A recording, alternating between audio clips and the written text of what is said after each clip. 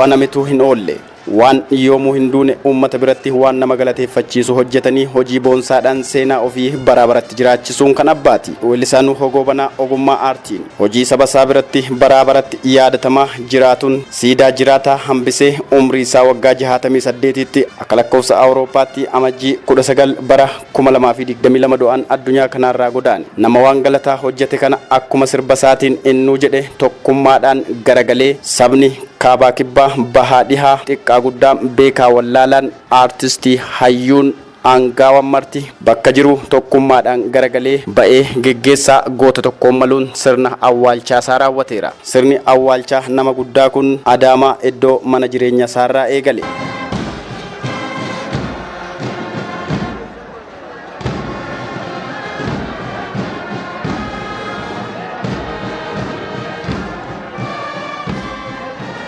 Staadiyeemii Adaamattis uummanni walitti ba'ee seenaansaa dubbatame. Dhaamsi maatii isaan namoota isa beekan jaallattootaa fi dinqisiifattoota isaarraa dhaamsi dabareen darbe seenaatu dubbatame dubbifame. Amata dheeraa amata hedduu amata 35 ol qabsoo waliin goone yeroon ani isa beeku keessatti nuun takkaa firasaa warrasaa ilmaansaa hin jenne guyyuu bilisummaa uummata Oromoo wajja nama mo'amee mataan qabanii jiraachuu danda'u miti. Daangaa Oromiyaa jaa, eenyummaa Oromoo jaa, afaan Oromoo jaa, aadaa Oromoo jaa. Kana keessaa waan tokko waan nama isinii tuqeetiin dubbii isinirraa gabaabsaa. Gaafa Xaaliyaan Rooma keessa hojji turre obboleessi biyya Elemoolleen asuma hojji jira. Oofisa tokko kan Yuunaayitid Neeshinaa dhayilee uumchee jedhanii nu ari'an. Gabbaheeti boo'ee nuu maaliif bochaa jennaani ani tanaan boo'u jedhe guyyuma tokko osoo addunyaa tanarraan deemne waajjira afaan Oromootiin dubbatu biyya afaan Oromootiin dubbattu silaan arkee ni nama jedhe.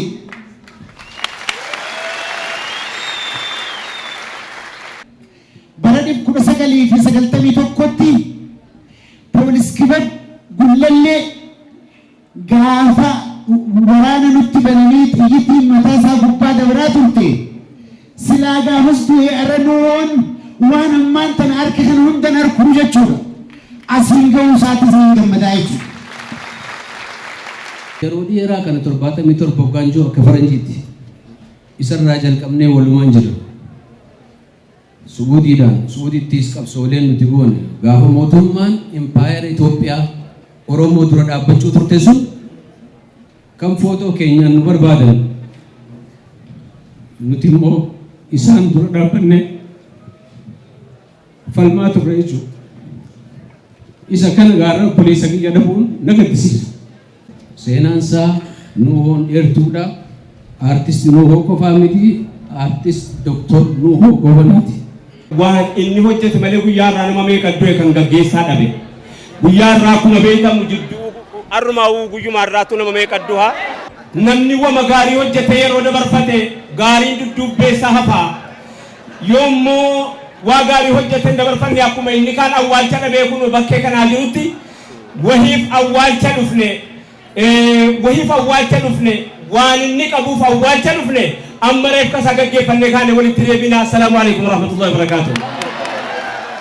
Dubbiin haadha manaa Nuuhoo Goobanaa malikaadhaan asirratti dubbatame garaa biyya raase. Jirtu Nuuhoon hin duune Nuuhoon hin duune Oromoo meeqaa jira Nuuhoon hin duune ani du'e jedhu ni jira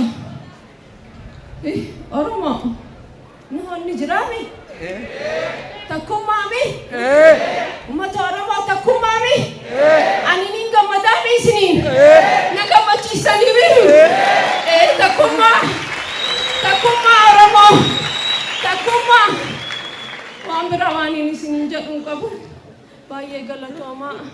Anaafis sabrii naaf hadhadhaa isin harkinaa nuti hin jabaadhe ani harkaa keessaniin arra jabaadhe ani malkaan Nuuhoon dhabe. Uummatni Oromootis Nuuhoo dhabdanii jirtanii ni jirtan moo jirtan?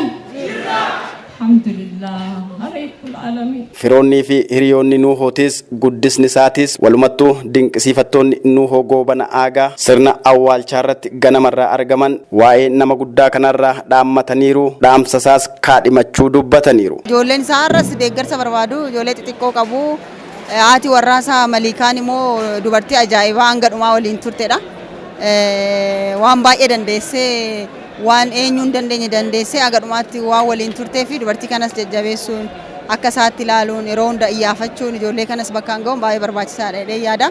Humna guddaa uummata kanaaf ta'ee, gurra uummata kanaa ta'ee, sagalee uummata kanaa ta'ee, haqaan garamuu otoo hin dabiin, garamuu otoo hin deemiin jiraatee har'a boqotee kanaaf gaddi guddaan nutti dhaga'ama. Namni hunduun du'a garuu akka isaatti du'a ajjeesanii du'uun gootummaan argamneedha.